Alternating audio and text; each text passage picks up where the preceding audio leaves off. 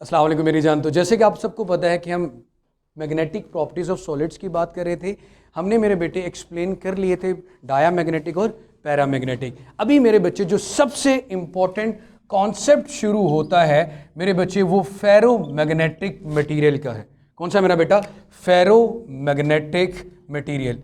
Ferromagnetic material, एक चीज़ का ज़रा ख्याल रखना, मटेरियल और मैग्नेट में, मैग्नेटिक मटेरियल और मैग्नेट होने में फर्क है।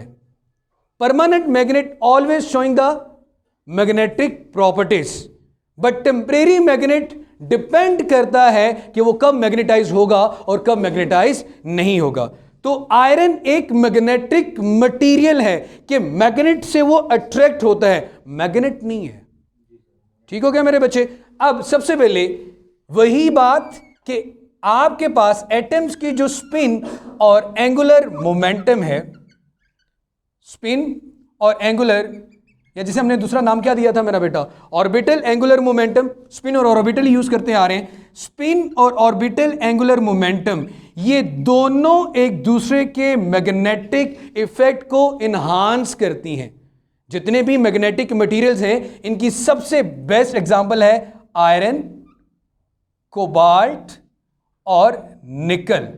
आयरन, कोबाल्ट और निकल, इन मटेरियल के अंदर जो एटम्स मौजूद हैं, जो टाइनी मैग्नेट मौजूद हैं, उनके अंदर स्पिन और ऑर्बिटल एंगुलर मोमेंटम दोनों सेम डायरेक्शन में है, दोनों एक दूसरे के मैग्नेटिक इफेक्ट्स को बढ़ाते हैं। इसका मतलब ये हुआ कि जब मैग्नेट इन मटेरियल के पास आएगा तो स्ट्रॉन्ग अट्रैक्शन होगी। क्या होगी? स्ट्रॉन्ग अट्रैक्शन होगी। अब कुछ फैक्ट्स की बात करते हैं।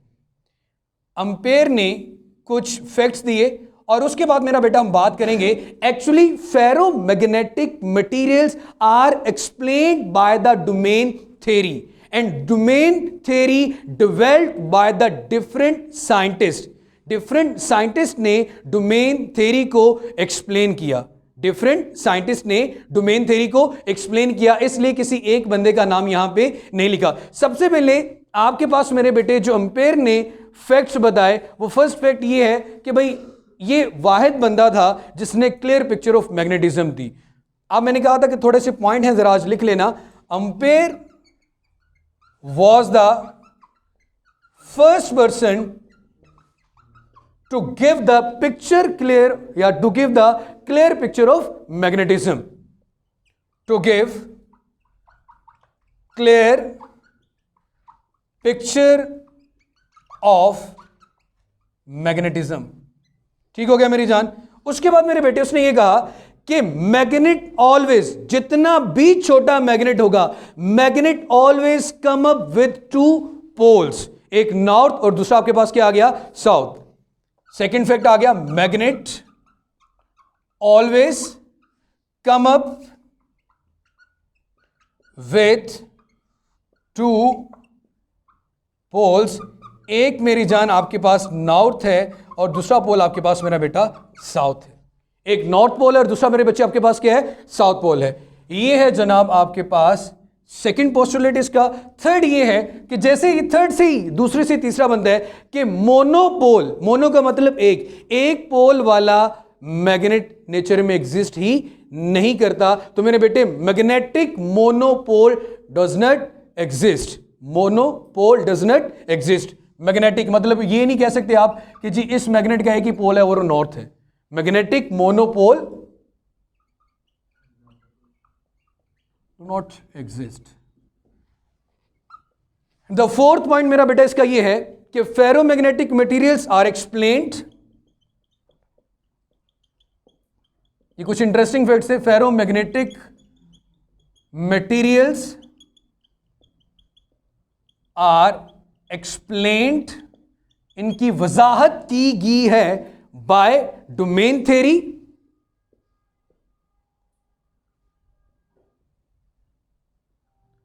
which developed by different scientists।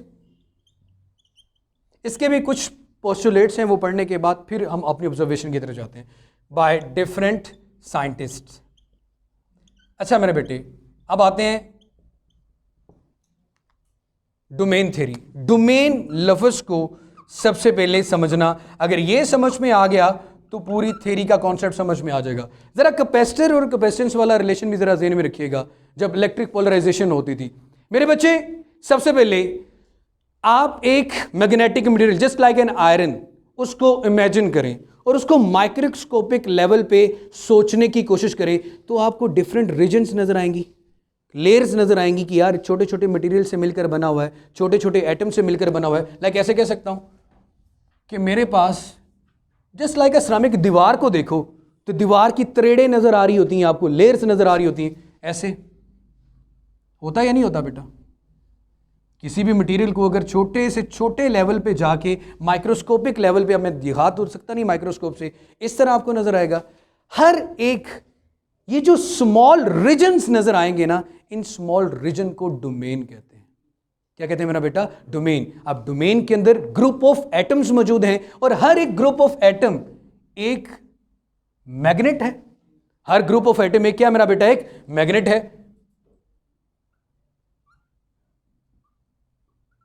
और हर मैग्नेट के कितने पोल्स होते हैं मेरा बेटा? 2 पोल्स होते हैं। मैं यहां पे कुछ रिप्रेजेंट कर रहा हूं ताकि आप बाकी बाद में देख लेना। हर रीजन में एक एटम मौजूद है और हर एक मैग्नेट क्या? एक पोल है। मैंने एक मैग्नेटिक मटेरियल आयरन लिया, मैंने कहा डोमेन थ्योरी का फर्स्ट पोस्टुलेट कि आप इमेजिन करें कि स्मॉल रीजन्स हैं और उन रीजन्स को हमने क्या नाम दे दिया? डोमेन्स का। तो मेरा बेटा first, small region exist in ferromagnetic materials called domains.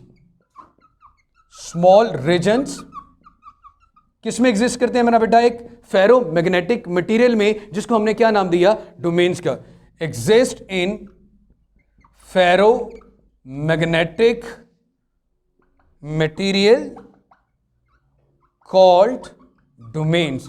उसको मेरे बेटे हम क्या नाम देते हैं? डोमेन्स का नाम देते हैं। उसके बाद मेरे बच्चे, आप सबको यह पता है कि जी हां, हर डोमेन में जितने भी स्पिनिंग इलेक्ट्रॉन्स होंगे, हर डोमेन में जितने भी स्पिनिंग इलेक्ट्रॉन्स होंगे, वो सारे मेरा बेटा एक दूसरे के पैरेलल होंगे। वो सारे एक दूसरे के क्या होंगे? स्पिनिंग इलेक्ट्रॉन सारे एक दूसरे के क्या होंगे मेरा बेटा? पैरेलल। अब ये मैं किसके पोस्टुलेट की बात कर रहा हूं? Domain theory.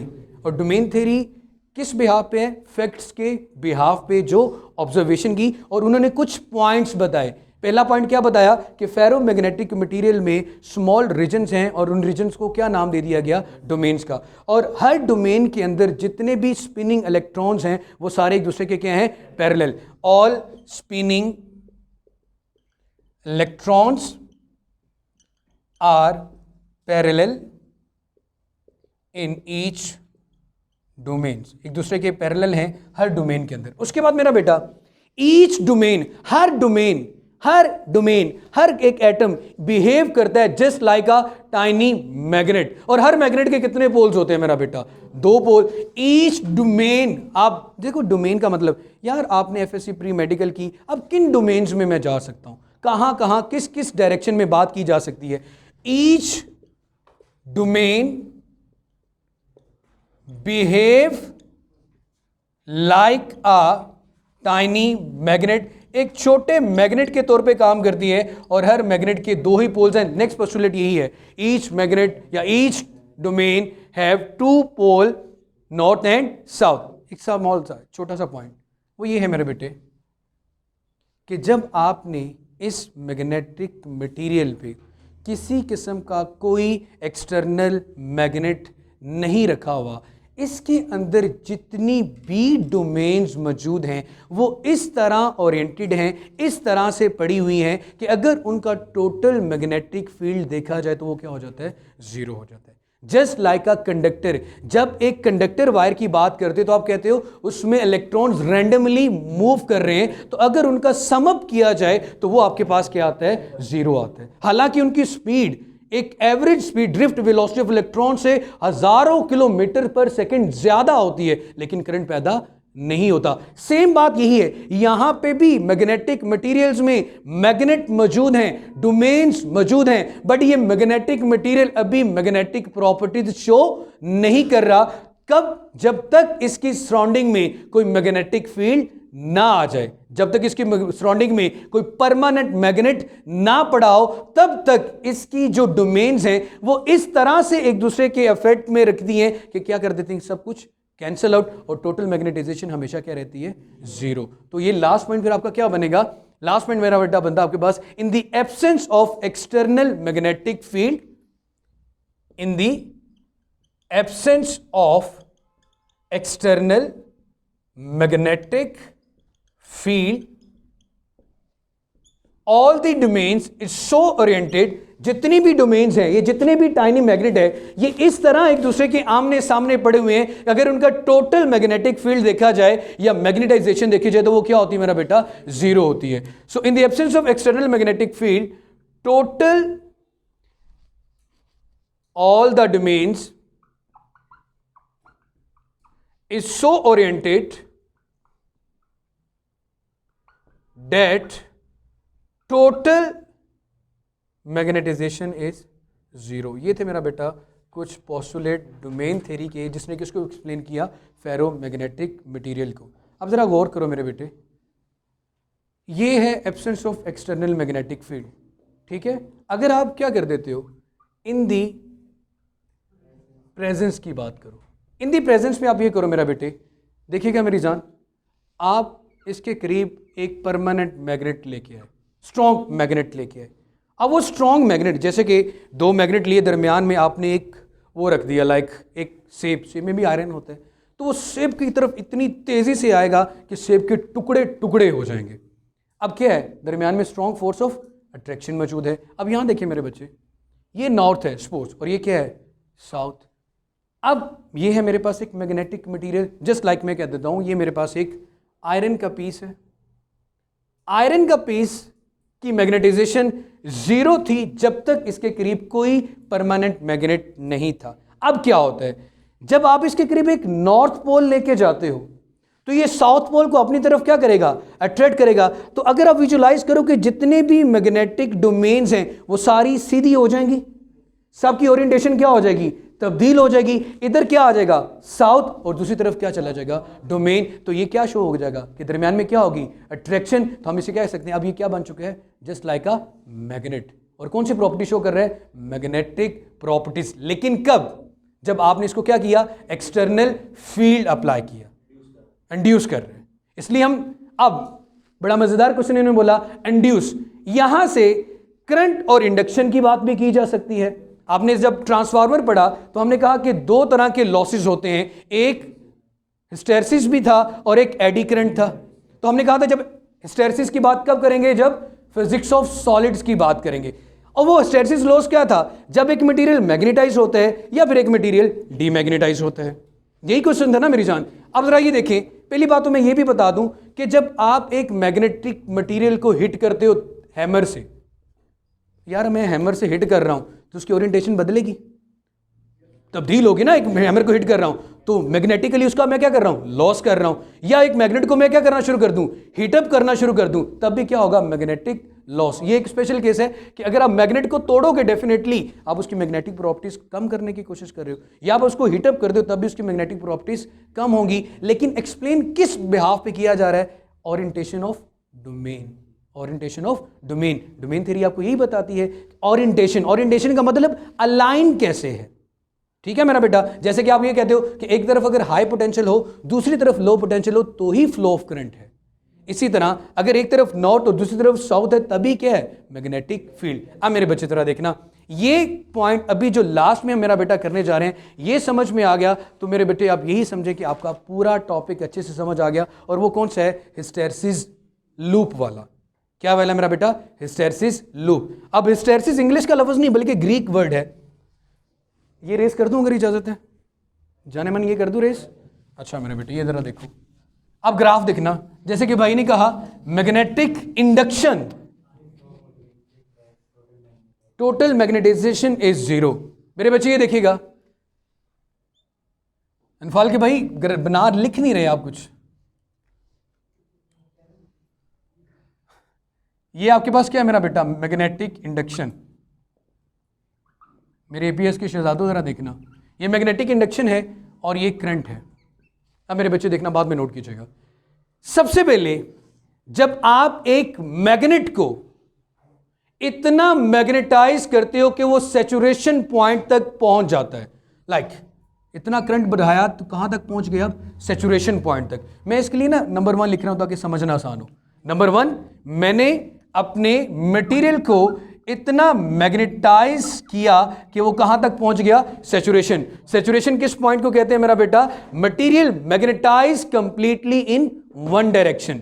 Material magnetize completely in one direction, मतलब एक तरफ आपने करंट प्रोवाइड करके उसको क्या कर दिया? मैक्सिमम कितना वो मैग्नेटाइज हो गया?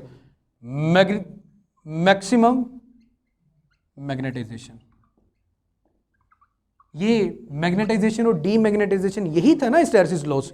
मैंने कहा ये ग्रीक वर्ड है हिस्टैरिसीस, इसका मतलब ये होता है मैग्नेटाइजेशन रह जाती है बिहाइंड, करंट नहीं रहता। Magnetization lags behind the current, magnetization lags behind the current. ऐसा प्रोसेस जिसमें मैग्नेटाइजेशन रह जाए किसके? करंट के पीछे, उसको क्या नाम देते हैं मेरा बेटा? हिस्टैरिसीस। अब यहां पे बनेगी एक हिस्टैरिसीस लूप। उस लूप का एरिया हमें कोई इंफॉर्मेशन देगा। उस लूप का एरिया हमें क्या देगा? इंफॉर्मेशन। सबसे पहले मैंने फर्स्ट स्टेप की बात की, अब जरा दूसरे पॉइंट पे जाना मेरा बेटे। दूसरा पॉइंट आपको यह कहता है कि अगर आपने एक मटेरियल को सैचुरेट पॉइंट तक मैग्नेटाइज कर दिया, अगर उसके बाद आप उसका करंट 0 भी करेंगे लेकिन B 0 नहीं होगा।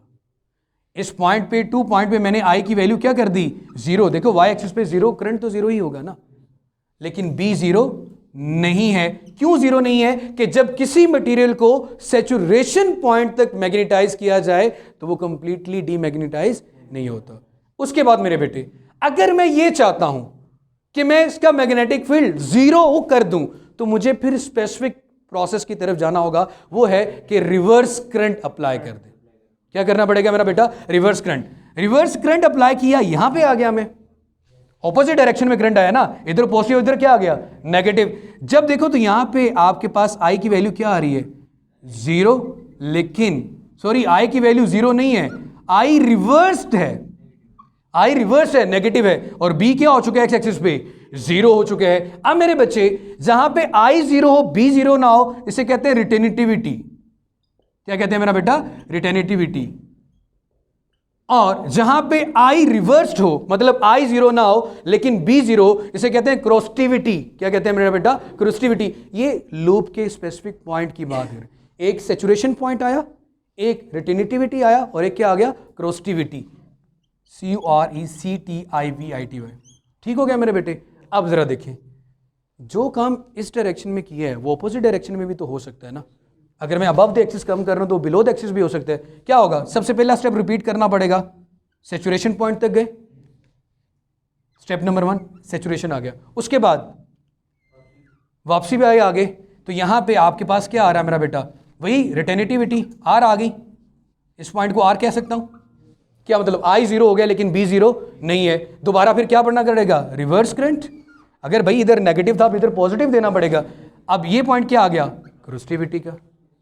ये काम हो गया, मतलब ऊपर भी मैग्नेटाइजेशन हो रही है, नीचे भी डीमैग्नेटाइजेशन हो रही है। अब जरा लूप को कंप्लीट करने के लिए पाथ कंप्लीट करने पड़ेंगे। इस पॉइंट को इसके साथ मिला दें, इस पॉइंट को इस पॉइंट के साथ मिला दें। अब ये लूप हमें बताती क्या है मेरे बेटे? आपके पास ये एक एरिया स्पेसिफिक जनरेट कर रही है पूरी लूप। एरिया ऑफ लूप आपको ये इंफॉर्मेशन देता है कि आपको कितनी एनर्जी रिक्वायर है एक मटेरियल को मैग्नेटाइज करने के लिए या फिर एक मटेरियल को डीमैग्नेटाइज करने के लिए।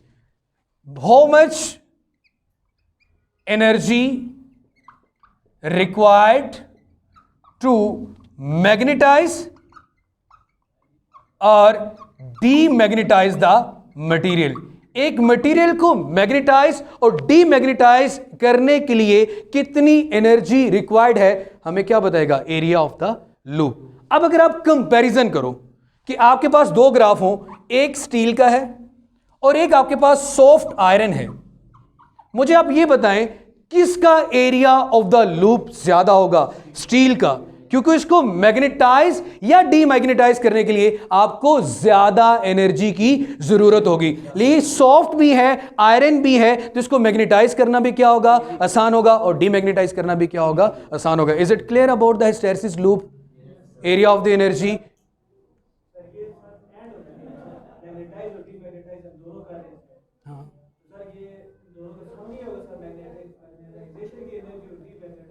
तो मेरा बेटे जब आपने देखा था, हमने हिस्टैरिसीस की बात, जितनी एनर्जी लॉस कर रहा है उतनी क्या कर रहा है वो गेन कर रहे हैं। हम ये कह रहे हैं कि हमारी एनर्जी कितनी लग रही है इसको मैग्नेटाइज करने में, तो डीमैग्नेटाइज में भी हमारी क्या कर रही है, एनर्जी लॉस हो रही है। ट्रांसफार्मर में भी यही काम था कि उसकी कुछ एनर्जी तो इन चक्रों में पड़ गई कि वो मैग्नेटाइज करे मटेरियल को और किसको करे, डीमैग्नेटाइज करो। और दूसरा वो जो ऑपोजिशन में इंड्यूस करंट था उसके खिलाफ वो लड़ रहे। हमारा काम तो सिर्फ कॉइल को क्या करना था, रोटेट। लेकिन नेचर ने ये देखा कि ये दो फिनोमेना भी हो रहे हैं, तो हमारी एनर्जी, इसलिए इसको लॉसेस का नाम। हम इन लॉसेस को कम कर सकते हैं, खत्म नहीं कर सकते। देखिए स्टील की बजाय मैं किसका इस्तेमाल कर सकता हूं, सॉफ्ट आयरन का। तो ये था मेरा बेटा कॉन्सेप्ट। नेक्स्ट लेक्चर में फिर मिलते हैं, अपना ख्याल रखिएगा, चैनल को सब्सक्राइब कर लें, खुश रहें, आबाद रहें।